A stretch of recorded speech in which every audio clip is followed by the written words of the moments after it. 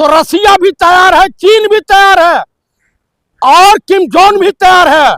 इस बार अमेरिका तुम नक्शे से मिट जाओगे। वो तो उसकी निगाह सीधे ईरान के तेल के कुओं पे है, कहीं ना कहीं कब्जा करना चाहता वो कब्जा करना चाहता है, दादागिरी करना चाहता है। तो रसिया भी तैयार है, चीन भी तैयार है और किम जोंग भी तैयार है। इस बार अमेरिका तुम नक्शे से मिट जाओगे, तो हमारे पर टैरिफ लगाओगे। इजराइल से, ईरान से हमारे संबंध है, हमारे 3 व्यापारिक प्रतिष्ठानों पर इसने प्रतिबंध लगाया, टैरिफ लगाया। अमेरिका की सुपर शक्तियों के सामने ईरान टिकेगा क्या? क्या बिगाड़ लेंगे? ये भी परमाणु संपन्न देश है। कोरिया भी, नॉर्थ कोरिया भी, उत्तरी कोरिया भी परमाणु संपन्न देश है। और 38 बार पृथ्वी से अमेरिका को मिटाने की हैसियत रसिया के पास है, चाइना के पास है। ये चाहते हैं कि दक्षिण एशिया कुरुक्षेत्र का मैदान बने। तो कहीं ना कहीं विश्व युद्ध की तरफ जा रहा है। विश्व युद्ध, अमेरिका फट्टू है। वियतनाम को 2500 साल लड़ा, वियतनाम इसको पानी भर दिया था। वहां की जनता ने नारा लगाया था, तेरा नाम मेरा नाम वियतनाम वियतनाम। और यहां जान लीजिए,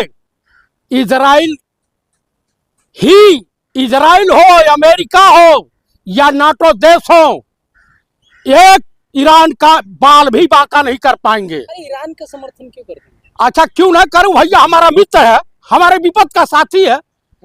जब 1994-95 में अमेरिका और तमाम देश पाकिस्तान मिलकर के ये जम्मू कश्मीर के मुद्दे पर बहस करवाए थे, तो रसिया और ईरान, इराक हमारे पक्ष में खड़ा हुए थे। इजराइल तो तब भी हमारे साथ नहीं था। पेगासस दे दिए थे, ईवीएम चोरी करने के लिए टेक्निक दे दिए थे। इसलिए मैं उसे हितैषी मानूं, जो हमारा सदियों हितैषी रहा, हम उसे मानेंगे। वो ओरिजिनल हिंदू होगा, कोई सनातनी ओरिजिनल होगा, असली ब्राह्मण होगा, वो ईरान के साथ होगा। गद्दार दोगला किस्म के यहूदियों के साथ नहीं होगा। गद्दार किसको बता रहे हैं आप? इजराइल को। हाँ, नेताओं, अरे उससे बड़ा तो नासपीटा कोई है नहीं। पनौती मारा है, अपने सत्ता बचाने के चक्कर में इजराइल की जनता को मरवा दिया। सब लोग रोड पे आ गए हैं। आप कह रहे हैं मैं इतना 5000 भेज रहा हूं, अरे 10,000 तुम भेजो। वहां बैंकर में इजरायली इंडियन को घुसने नहीं दे रहे हैं। तमाम वीडियो आ रहे हैं सोशल मीडिया पर। बड़ी जलालत भरी जिंदगी है। कहीं ना कहीं जो भारतीय वहां पर वो परेशान है। परेशान वो अपनी जान बचावे कि तुम्हारी बचावे। हम अपन, एक औरत कही, हम अपना लहंगा बचावे कि तोहे बालमा। स्थिति ये आ गई है वहां की। तो कुल मिलाकर के ईरान हमारा हितैषी है। हम हिंदुस्तानियों को ईरान, फिलिस्तीन के साथ रहना चाहिए, रसिया के साथ रहना चाहिए, किम जोंग के साथ रहना चाहिए। ये अपने मुल्क के लिए लड़ रहे हैं। ईरान अपने मुल्क के लिए। ईरान जिंदाबाद। ईरान जिंदाबाद था, है और रहेगा। अब जाएंगे ईरान बचाने के लिए? क्यों नहीं जाएंगे भाई, जरूरत पड़ी तो। आप बताइए, जब ब्राह्मणों ने करबला की लड़ाई में शिरकत की और करबला की लड़ाई समाप्त हो गई, तो आज हुसैनी ब्राह्मण यहाँ लोगों ने अपनाए नहीं और हुसैनी ब्राह्मण कहलाए। आज भी इस्लाम में है हुसैनी। हथियार चलाने आते हैं आपको? नहीं, मैं एक सर्विसमैन हूँ, आता ही नहीं है। तो अकेले कैसे लड़ पाए? अरे भाई, हमारे जैसे तमाम हजारों लाखों एक सर्विसमैन है, चल देंगे।